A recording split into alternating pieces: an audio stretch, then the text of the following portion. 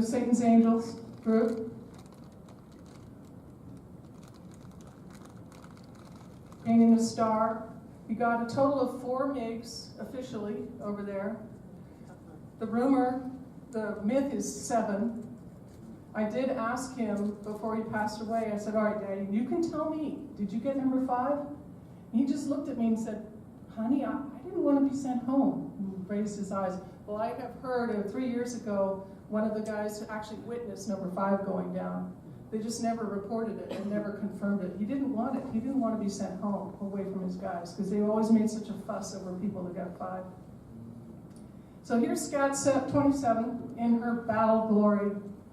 And when Scat 27 arrived at the Museum of the Air Force like this, he begged and begged and begged to let it be left this way. Because I think that's how they should look. All battle scarred. But museums like to make things all shiny and new. And it is all shiny and new, but it is spectacular sitting in the museum. And of course, you're not supposed to be in the engine intake of an F4. Here he is meeting with a Thai official. He lost a lot of hair that year, and what hair was left went totally gray. So for the next segment of photographs, I'm just going to let them scroll through without me speaking. Because this will be his last mission, these next few photographs, of mission number 152. Now, you're only supposed to fly 100 before you get sent home. For R&R, people go back. But he didn't want to get sent home, whether it was for knocking down a 5th MiG or flying over 100 missions. So what he would do is he'd go in the ops room at night and he'd erase his missions off the board. And suddenly number 89 would be up. And then 91, and then he'd go down to 87. And it was the last day when he went and filled in all his missions, 152 combat missions as a full bird colonel, 46 years old at this time. But by that time he'd become really famous. North Vietnamese had a big bounty on his head. The base was always swarming with reporters. And the last day of his 152nd flight, there were tons of reporters and photographers there. And so this is a sort of a chronicle of that last day.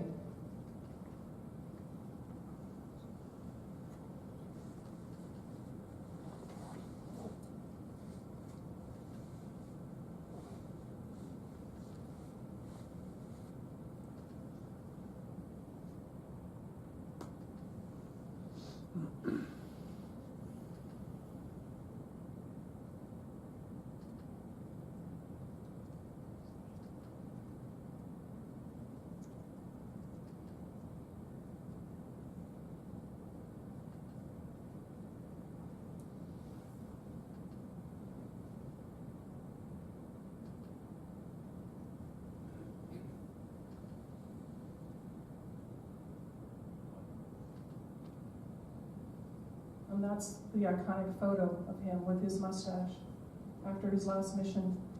And it was right after this moment that his young guys swept forward and loaded him up onto their shoulders and carried him across into the officers' club. He told me this was the proudest moment of his life because it's all the youngsters, it's the first lieutenants and the captains who are carrying him and lauding him.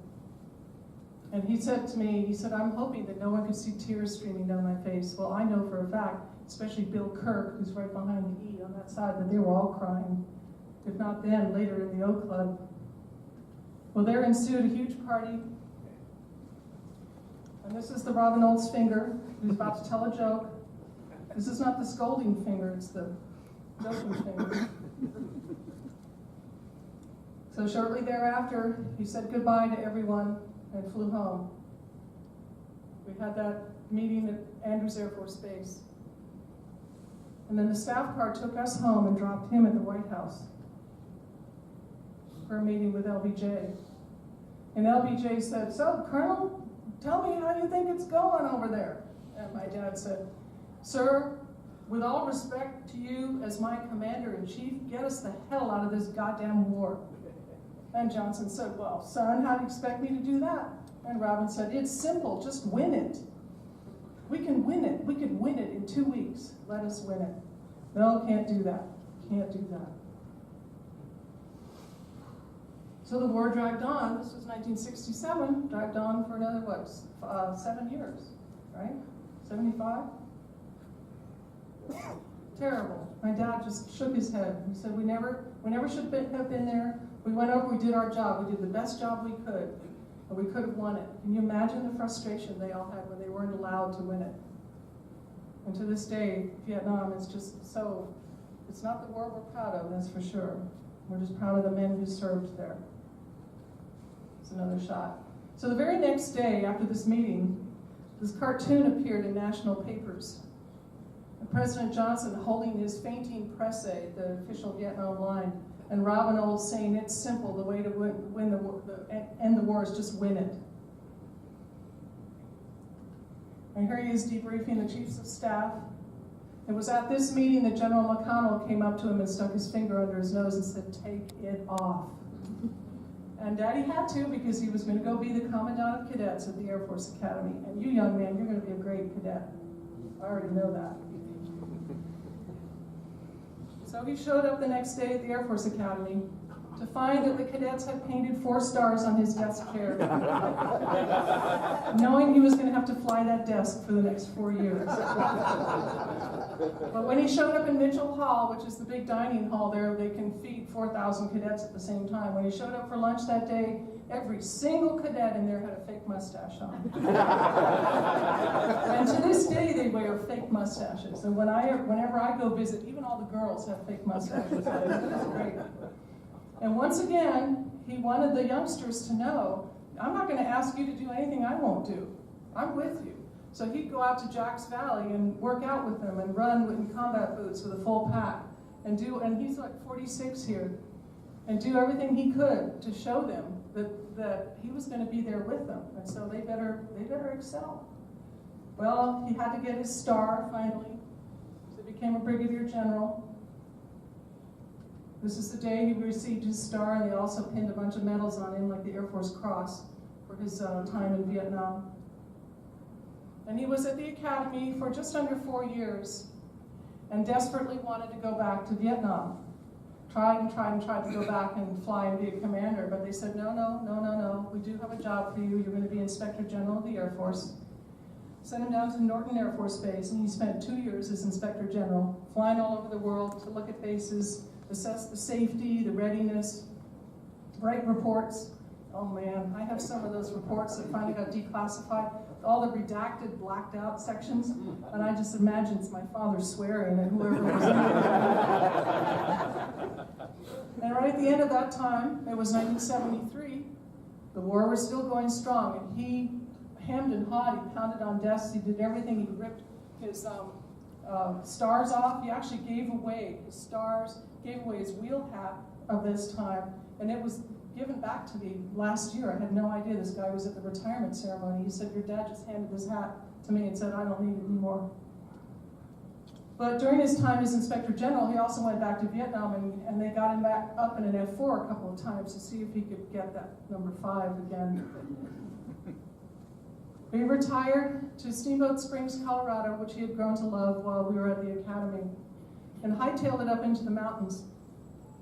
And for a couple of years, he played golf, skied, but was very much a part of the POW organization, waiting to bring the guys home. And he was part of the whole group, a big party in Las Vegas in '75 that welcomed all the POWs home. During his time in Vietnam, he had organized a group called, and they started the Red River Valley Fighter Pilots Association through tactics conferences, whereas he got all the pilots to come in from the other bases and actually start talking to each other face to face. They had 3 of those, they called them practice meetings. They weren't going to have the real meetings till the POWs came home. But he got everyone together that way, and they're now called the River Rats, and it's an amazing organization, charitable organization, that has over 10,000 members and does scholarships and supports the kids of active duty guys and women overseas now. So he did that a lot, and he also went fishing. I took this photo of him. Very happy. And then he got the bug. And he said, I can't do this.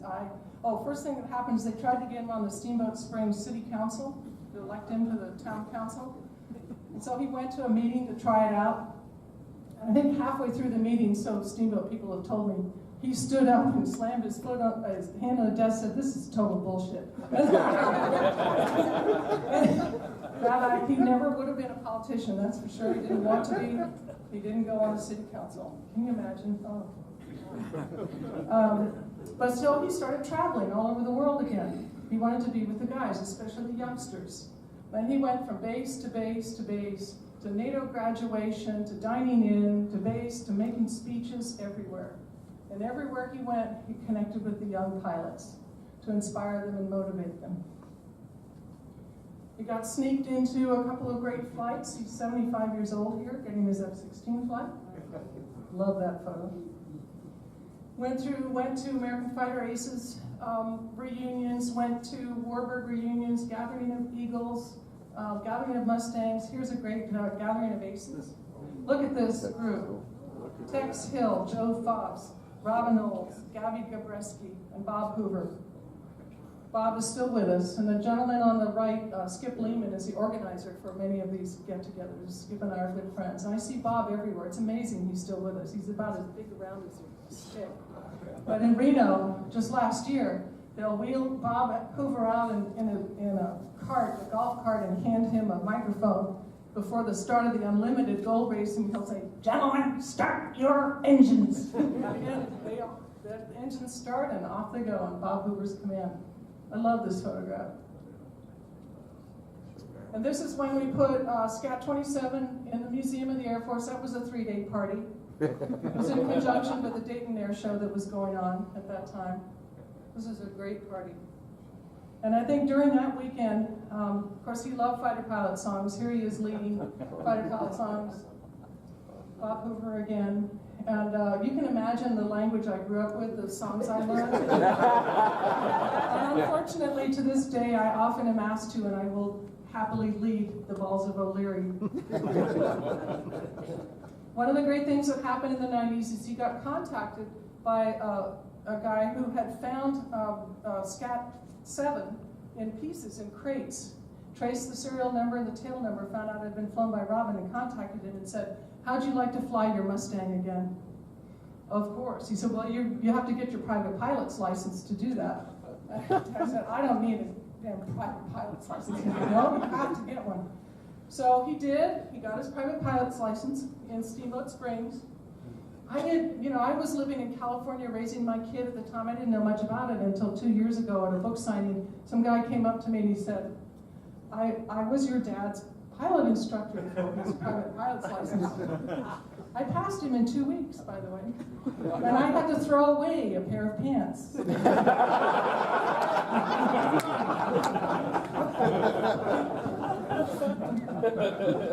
Fine, give him his license, get him out. So it was about 1994 when he got to go fly his Mustang, which has now been refurbished in a double cockpit. This is the Mustang I'm going to get to fly in when I go over to Belgium.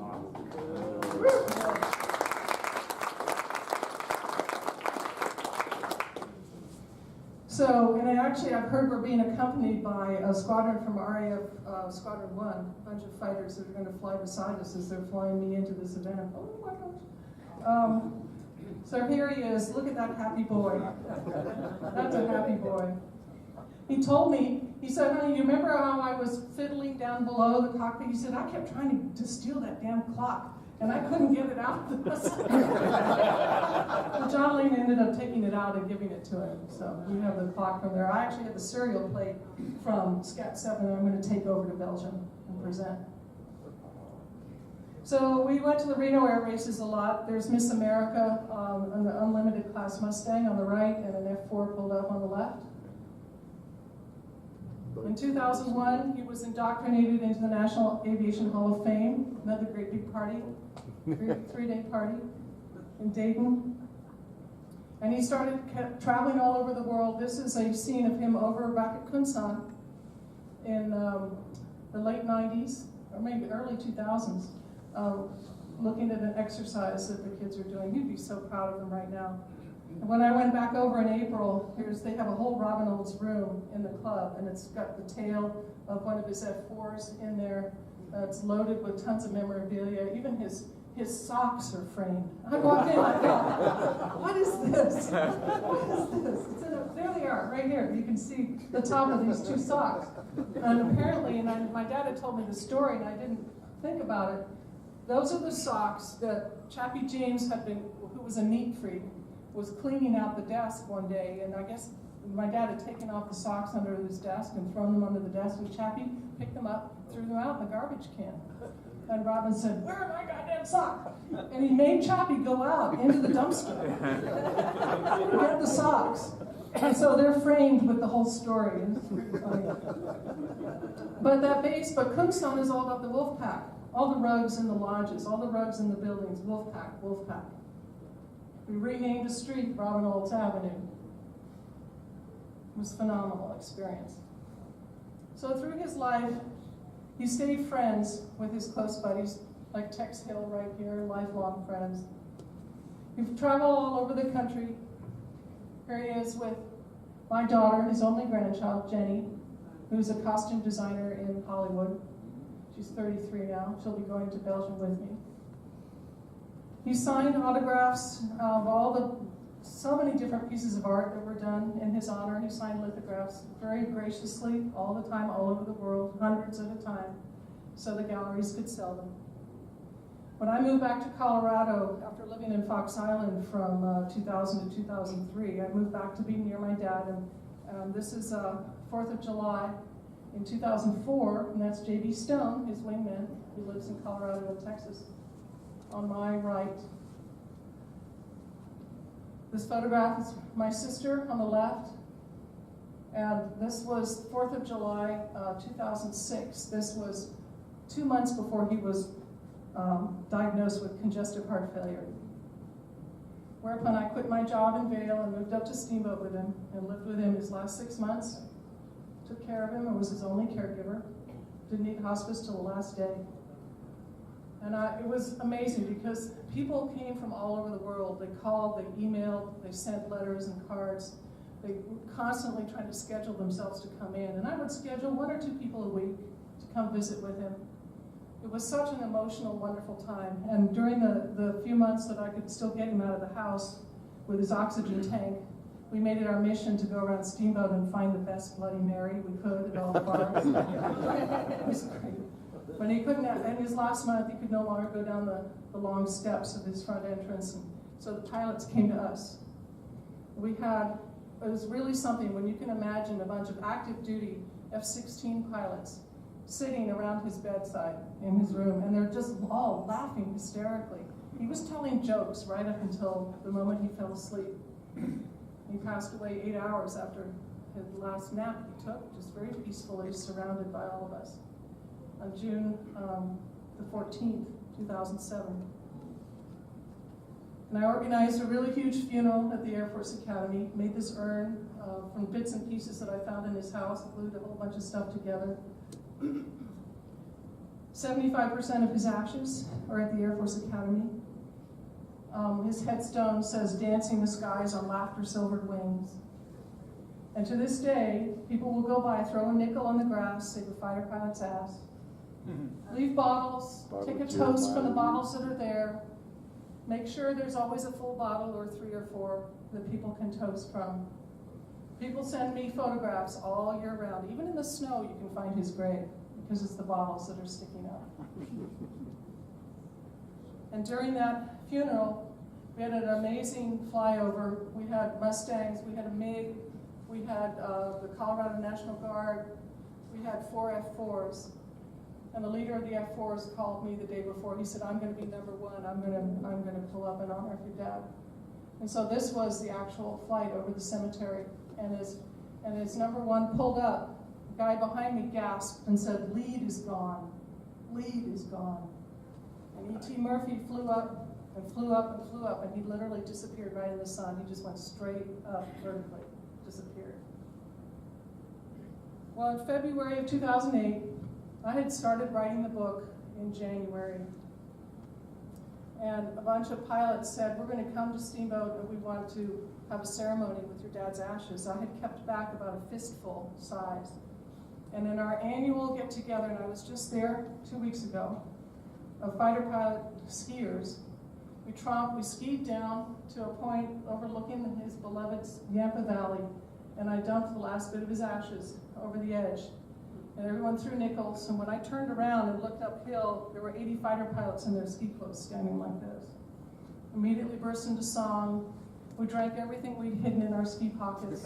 Jeremiah weed, scotch, tequila, it didn't matter. And to this day, we do it every year now. We have a robin flyby, and not only that, but they are putting the ashes off that same point of the guys who've passed away since, at least part of them. And now there are a total of 8 ashes of different members of this group that are going off of that edge. I can't imagine what's going to happen 500 years from now when they find all these nickels. That's great stuff. But there's another part of the end of the story, which I love more than anything, because there's no way I could tell it if I hadn't had a witness. I was working on the book, I was exhausted. My best friend was in Europe at the time with her family, and she called me and said, "Chris, if you've got the miles, I've got the hotels, come join me in Paris." I wasn't going to say no to that. I had kept a little quarter size of my dad's ashes in one of those plastic baggies you put stamps in. And I thought, I'm going to take this with me because I think I'm going to put him at Normandy. That felt right to me. So I took this baggie of his last bit of his ashes with me. And the day we got to Normandy was May 31st, I think it was like the last, it was the same kind of weather, stinky weather that had happened on D-Day. It was blowing, it was raining, it was cold. And we drove up to the parking lot, and those of you who've been to the American Cemetery know how startling it is. You just don't know what you're going to see when you come around that corner and you see the thousands of white crosses. So we got there right before closing, and I ran out of the car because I wanted to get his ashes in there before closing. And I ran in and I saw these white crosses, and I thought, oh my God, he doesn't belong on the ground. What was I thinking? Where am I going to put him?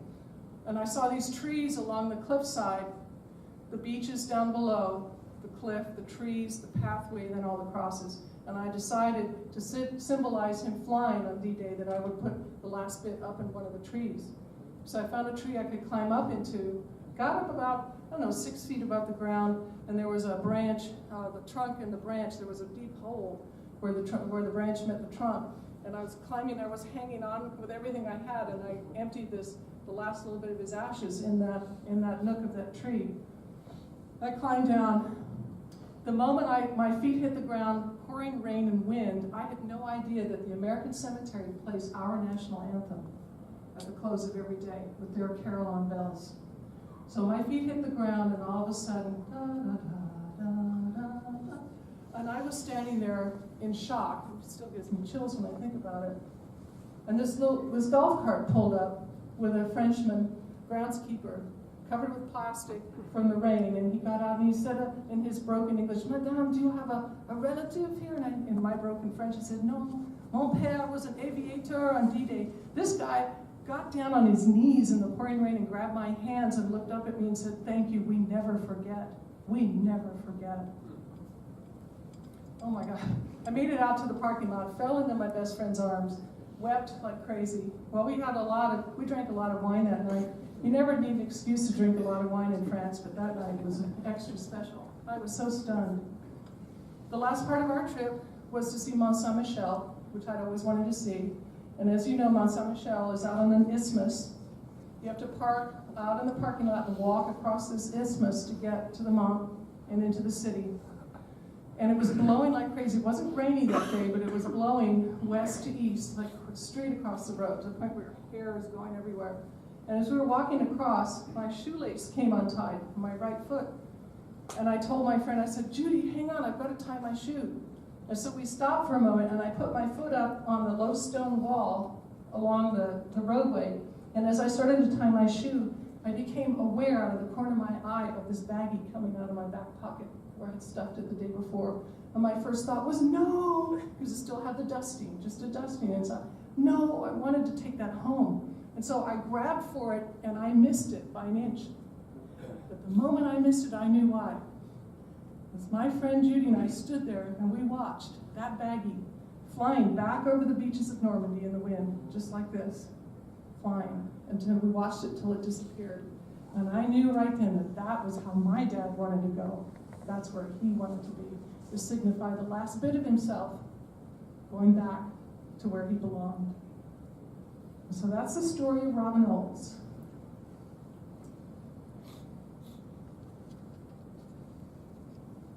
what's happening now, what I'm involved in right now, is I'm doing a project to do a 60-minute documentary about him before Hollywood gets hold of it. Hollywood tried to last year for about 8 months, but then they told me it would be too expensive to make, so they backed off. At some point, somebody is going to grab the book, option it. At some point, I don't know. There have been things on TV. I wasn't crazy about the Air Aces show that came out 2 years ago. There was a lot of inaccuracy beyond the terrible actor they chose. And the hat was all wrong that he wore. Yeah. But I decided that what I want to do is I want to do a 60-minute documentary about the real heart of this man, who he was as a person, not just as a fighter pilot, not just as a leader, but who he was as a normal human being. His foibles, his flaws, his emotional sensitivity, which was really deep. He was a Renaissance man, he was a poet, he was an artist. I have over 500 of his original drawings. He doodled and drew his way from West Point all the way through his career. There's some of them are so politically incorrect, oh my God. But I love, he doodled his way through war college classes when he's taking serious notes about Russia and nukes. All the way around the outside of the page would be caricatures of the people in the class and the instructors. And so what I'm going to do is I'm going to put together a documentary that talks about the influences in his life and what he did throughout his life, and then in his 30 years of retirement, going around the world to speak all over the world. And it's my intention to show the whole heart of this extraordinary man, to inspire our kids who are flying today and who are in combat zones, very dangerous combat zones now, or waiting to go over, like the F-22 guys at Langley, or the guys flying the F-16s and girls at Kunsan. I want them to know that you need to just be a whole human being with all your flaws and your vulnerabilities, and be humble, be gracious, be kind to each other, love each other, support each other, and know that you can bring the fullness of your personality into your role as a combat pilot. And never hold back, and you push the envelope. They have a ton of rules now. They had rules then. Daddy pushed the rules then. You can push the rules now. Come right up against it. Come right up against it. And maybe at that point you come up against it. Something will happen and you become a leader, or you push through to another level that's important. That's how we progress. So it's my intention to do this documentary. I'm right in the middle of a big Kickstarter project right now. You can go online, go to kickstarter.com and enter Robin Olds and just watch the video. Send the link on to other people. I'm hoping we can do this. I have a lot of support going into it. I desperately want to get it done before Hollywood comes out and just makes a big battle epic. So, what else can I say? He was the patriot. He loved every single one of you in this room. He's here with us right now. I wear his ring. Take it with me everywhere. And just take the story of the fullness of his life and how much he cared and how much he gave back into your lives and give it to each other. Support each other and support our youngsters. They are our future. Thank you.